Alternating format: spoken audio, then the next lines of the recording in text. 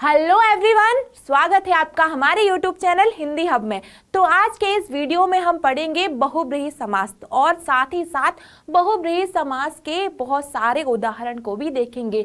तो मेरी एक रिक्वेस्ट है कि इस वीडियो को शुरू से लेके एंड तक देखें और साथ ही साथ हमारे चैनल को लाइक करें, सब्सक्राइब करें और ज़्यादा से ज़्यादा लोगों के साथ इस वीडियो की लिंक को शेयर करें। तो हम जानेंगे कि बहुब्रीहि समास होता क्या है।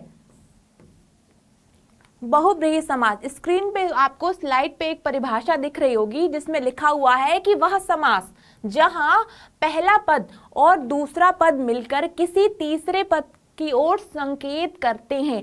अब याद रखना समास होता क्या है। तो समास दो या दो से अधिक शब्दों से या फिर दो या दो से अधिक पदों से मिलकर जो एक नया पद या नया शब्द बनता है वो कहलाता है हमें हमारा समास। समास को हम संक्षिप्त भी कहते हैं या फिर इसको हम छोटा रूप भी कहते हैं। तो एक बात तो आप समझ ही गए होंगे कि अगर हम किसी भी शब्द का समास विग्रह करते हैं तो हमें दो पदों की, दो शब्दों की आवश्यकता होती है। तो जानते हैं कि बहुब्रीहि समास क्या कहता है कि जब दो पद मिलकर किसी अन्य तीसरे पद का निर्माण करते हैं वहां होता है हमारा बहुब्रीहि समास। अगर इसकी परिभाषा देखें तो परिभाषा होगी कि वह समास जहां ना तो प्रथम पद प्रधान होता है, जहां ना तो प्रथम पद प्रधान होता है और ना ही उत्तर पद प्रधान होता है, बल्कि एक कोई तीसरा पद होता है जो कि प्रधान होता है, और ये आता है हमारा बहुब्रीहि समास में। अच्छा, इसको उदाहरण से समझते हैं कि जैसे एक दंत, एक शब्द है एक दंत अर्थात एक दांत वाला, दंत मतलब कि दांत अर्थात एक दांत वाला। तो एक दांत वाला मतलब कि हम गणेश, तो हम गणेश जी को कहते हैं कि एक दंत। एक दंत क्योंकि उनका एक दांत है। तो यहाँ पर इस वाक्य में ना तो एक पद प्रधान होगा और ना ही दंत प्रधान होगा, बल्कि इनके निर्माण से, इनके मेल से एक जो नया पद बना जो कहा गया गणेश, तो वो पद प्रधान होगा। यही बहुब्रीहि समास की परिभाषा है कि जिस समास में ना तो पूर्व पद प्रधान हो और ना ही उत्तर पद प्रधान हो, बल्कि इन दोनों के मेल से जो एक अन्य पद बनता है वो प्रधान होता है, वो आता है आपका बहुब्रीहि समास के अंतर्गत। चलो बहुब्रीहि समास के बहुत सारे उदाहरण देखते हैं। जैसे लिखा है नीलकंठ, नीलकंठ मतलब कि नीला है, कंठ है नीला जिसका, दिख रहा होगा कंठ नीला है जिसका अर्थात भगवान शिव। तो व्याकरण को हम सबसे ज्यादा समझने के लिए उसके ज्यादा से ज्यादा उदाहरण को समझते हैं। तो उदाहरण आपको दिख ही रहा होगा कि इस शब्द में ना तो कंठ को प्रधानता दी गई है और ना ही नीला को प्रधानता दी गई है, बल्कि इन दोनों शब्द के मेल से जो एक नया शब्द बन रहा है अर्थात शिव, इस पद को, इस शब्द को प्रधानता दी गई है।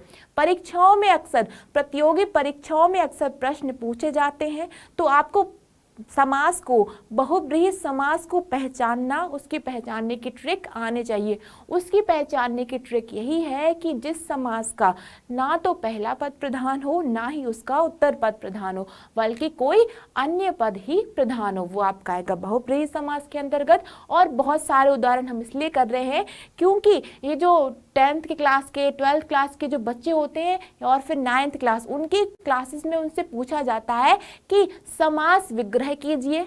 कोई शब्द दिया होगा और कहा जाएगा कि समास विग्रह कीजिए, साथ ही साथ समास का नाम भी बताइए। तो सबसे पहले आपको समास विग्रह करते आना होगा। समास विग्रह क्या होता है? समास विग्रह मतलब कि उस शब्द को अलग करना, विग्रह मतलब कि विभाजित करना, बांटना या फिर अलग अलग करना। विग्रह का विलोम होता है संग्रह, संग्रह मतलब कि इकट्ठा करना, विग्रह यानी कि अलग अलग करना। तो लिखा है महात्मा। अब महात्मा शब्द का महात्मा शब्द का अगर समास विग्रह करते हैं तो आता है महान है जो आत्मा। ठीक है, महान है जो आत्मा अर्थात आत्मा किसकी महान होती? किसी साधु या संत की। तो यहाँ पर ना तो आत्मा को प्रधानता दी गई है ना तो महान को, यहाँ पर साधु शब्द को प्रधानता दी गई है। अगला उदाहरण है दशानन। 10 है जिसके आनन, ठीक है, यहाँ पे लिखा है दशानन, यानी कि 10 है जिसके आनन, आनन अर्थात सिर। तो 10 सिर किसके होते हैं? रावण के होते हैं। तो यहाँ पर रावण शब्द को प्रधानता दी गई है।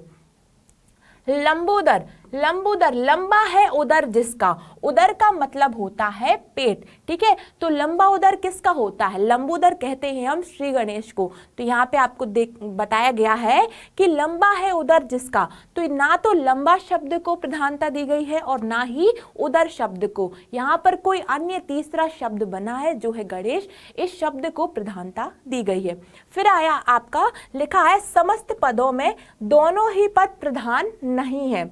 यहाँ दोनों पदों के माध्यम से किसी तीसरे शब्द की, किसी तीसरे पद की प्रधानता बताई गई है।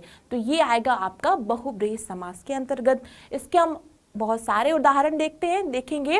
गोपाल, गोपाल का मतलब होता है गौ का पालन करने वाला, गौ का पालन करने वाला मतलब कि गाय चराने वाला। तो भगवान श्री कृष्ण गाय चराते थे, तो यहाँ पर श्री कृष्ण शब्द को प्रधानता दी गई है। फिर है त्रिलोचन, त्रिलोचन का अगर समास विग्रह करते हैं तो आएगा 3 आंखों वाला। लोचन, लोचन का अर्थ होता है आंख, याद रखना, आंख, नयन, नेत्र, लोचन ये आपस में समानार्थी पर्यायवाची शब्द है। तो लिखा है कि 3 आंखों वाला अर्थात भगवान शिव। तो यहाँ पर शिव शब्द को प्रधानता दी गई है। फिर लिखा है दीर्घ बाहु, दीर्घ बाहु मतलब कि लंबी भुजाओं वाला, दीर्घ मतलब कि लंबी, तो लंबी भुजाओं वाला अर्थात भगवान विष्णु। पतझड़, अब लिखा है पतझड़, तो झड़ जाते हैं पत्ते जिस ऋतु में। यहाँ पर ना तो झड़ने को प्रधानता दी है ना और पत्ते को, बल्कि उस ऋतु को प्रधानता दी गई है। ये भी बहुब्रीहि समास के अंतर्गत आएगा। फिर आपका मक्खी चूस, मक्खी को भी चूसता है अर्थात जो कंजूस होता है। और गिरधर, अगर गिरधर शब्द का समास विग्रह करेंगे तो आएगा गिरि को धारण करने वाला, गिरि अर्थात पर्वत। तो गोवर्धन पर्वत को श्री कृष्ण ने अपनी एक उंगली पे धारण किया था, उठाया था, तो यहाँ पर श्री कृष्ण इस शब्द को प्रधानता दी गई है। फिर है मुरलीधर, वैसे ही जैसे पहले लिखा था, जैसे पर्वत को धारण करने वाला और यहाँ पर मुरली को धारण करने वाला, तो श्री कृष्ण इस शब्द को प्रधानता दी गई है। अगर चतुर्मुख शब्द का समास विग्रह करेंगे तो आएगा 4 है जिसके मुख, 4 है जिसके मुख, यानी कि ब्रह्मा। तो ब्रह्मा शब्द को प्रधानता दी गई है। तो बहुब्रीहि समास की परिभाषा समझ में आ ही गई होगी कि जिस शब्द में, जिस वाक्य में ना तो, जिस शब्द में ना तो उत्तर पद प्रधान होता है और ना ही पूर्व पद प्रधान होता है, बल्कि कोई अन्य तीसरा पद प्रधान होता है, वहां आपका आता है बहुब्रीहि समास। अब लिखा है निर्दय, निर्दय का समास विग्रह होगा नहीं है दया जिसमें, कहते हैं निर्दयी, निर्दयी मतलब कि जिसमें दया की भावना नहीं होती है। कमल नयन, कमल जैसे नयनों वाला, ठीक है, कमल नयन, नयन मतलब कि नेत्र। तो राम, यहाँ पे जो राम शब्द है इसको प्रधानता दी गई है। महात्मा, महान है जो आत्मा, ठीक है, महात्मा महान है जो आत्मा। जितेंद्रिय, जितेंद्रिय जीत लिया है इंद्रियों को जिसने, यहाँ पे एक शब्द आया है और ये शब्द कॉम्पिटिटिव एग्जाम में अक्सर पूछा जाता है। जितेंद्र शब्द का समास विग्रह कीजिए, साथ ही साथ समास का नाम बताइए। तो आपको पता होना चाहिए कि जितेंद्र शब्द का समास विग्रह होगा जीत लिया है जिसने अपनी इंद्रियों को, जिसने अपनी इंद्रियों को वश में कर लिया। लिखा है तपोधन, तप ही है धन जिसका, तप ही है धन जिसका। तो यहाँ पर किसी व्यक्ति की विशेषताएं बताई जा रही हैं, मतलब कि ना तो इसका उत्तर पद प्रधान है ना पूर्व पद प्रधान है, बल्कि कोई अन्य पद प्रधान है। कार्तिकेय, सडानन, सट आननों वाला, तो जो कार्तिकेय थे वो 6 सिर वाले थे, तो यहाँ पर कार्तिकेय शब्द को प्रधानता दी गई है। फिर आया आपका तीव्र बुद्धि, तीव्र बुद्धि मतलब कि तीव्र बुद्धि वाला, तेज बुद्धि वाला, यहाँ पर भी अन्य तीसरे पद को प्रधानता दी गई है। सुमुखी, सुमुखी मतलब कि सुंदर मुख वाली। अगर सुमुखी शब्द का समास विग्रह करते हैं तो आएगा सुंदर मुख वाली। दशानन, 10 आनन है जिसके पीतांबर, पीले वस्त्रों वाला श्री कृष्ण। पीतांबर यानी कि जिसने पीले वस्त्रों को धारण किया हुआ है, वो आएगा आपका बहुब्रीहि समास के अंतर्गत। पीतांबर, वैसे श्वेतांबर श्वेत वस्त्रों वाला। अंबर, अंबर का अर्थ होता है वस्त्र। अंबर का 2 अर्थ होते हैं, एक होता है आकाश, अंबर का दूसरा अर्थ होता है वस्त्र। तो श्वेतांबर, श्वेत वस्त्र धारण करने वाली माँ सरस्वती। श्वेतांबर, फिर पीतांबर, पीले वस्त्र धारण करने वाले भगवान श्री कृष्ण। उदार हृदय, उदार हृदय शब्द का समास विग्रह करेंगे तो आएगा उदार है हृदय जिसका, ये बहुब्रीहि समास के अंतर्गत आएगा। मृग नयनी, मृग समान नयनों वाली। मृग नयनी का समास विग्रह होगा मृग समान नयनों वाली। पतिव्रता, पति ही है व्रत जिसका। फिर आता है आपका चंद्रमुखी। अगर चंद्रमुखी शब्द का समास विग्रह करेंगे तो आएगा चंद्र के समान मुख वाली। सूलपाणी, ठीक है, यहाँ पे एक शब्द लिखा है सूलपाणी, तो सूल है पानी में जिसके, ठीक है, याद रखना यहाँ पर किसी अन्य तीसरे पद को प्रधानता दी जा रही है। फिर है वीणा पाणी, मतलब कि वीणा को धारण करने वाला। चंद्रशेखर, ठीक है, चंद्रशेखर यानी कि चंद्र है जिसके शेखर पर, चंद्रशेखर। अक्सर ये सूलपाणी, चंद्रशेखर, इन शब्दों को अक्सर परीक्षाओं में अभी तक पूछा गया है, तो याद रखना, वीडियो को ध्यान से देखना, आपको इसमें इन शब्दों के समास विग्रह और समास का नाम बताया गया है। पतझड़, पत्ते झड़ते हैं जिसमें वह।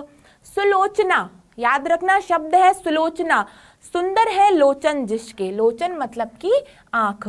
वीर प्रसूता, वीर प्रसूता शब्द का समास विग्रह होगा वीरों को जन्म देने वाली। वीरों को जन्म देने वाली क्या कहलाएगी? वीर प्रसूता।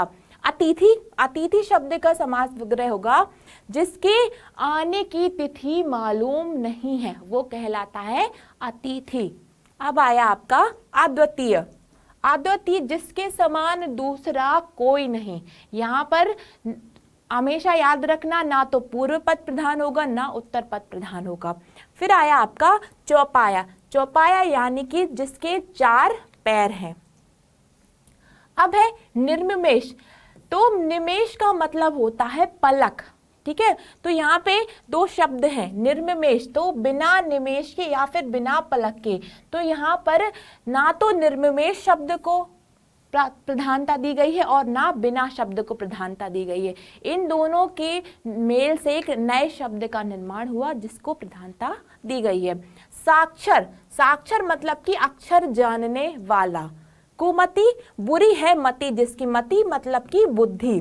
स्वार्थ परायण, स्वार्थ परायण, स्वार्थ है परायण जिसका, वो कहलाएगा आपका बहुब्रीहि समास। ठीक है, याद रखना, बहुब्रीहि समास को पहचानने का सबसे अच्छा तरीका यही है कि वह समास जिसका ना तो प्रथम पद प्रधान हो और ना ही उत्तर पद प्रधान हो, बल्कि इन दोनों के मेल से एक नए शब्द का, नए पद का निर्माण हो, उसको प्रधानता दी जाए, वो कहलाता है हमारा बहुब्रीहि समास। ठीक है, तो मुझे उम्मीद है कि आप सभी को अब बहुब्रीहि समास में कोई भी परेशानी नहीं होगी। तो जल्दी से इस वीडियो को लाइक करो और साथ ही साथ मुझे कमेंट बॉक्स में बताओ कि आपको बहुब्रीहि समास कितना समझ में आया। तब तक के लिए अपना ध्यान रखिए। Bye bye, take care.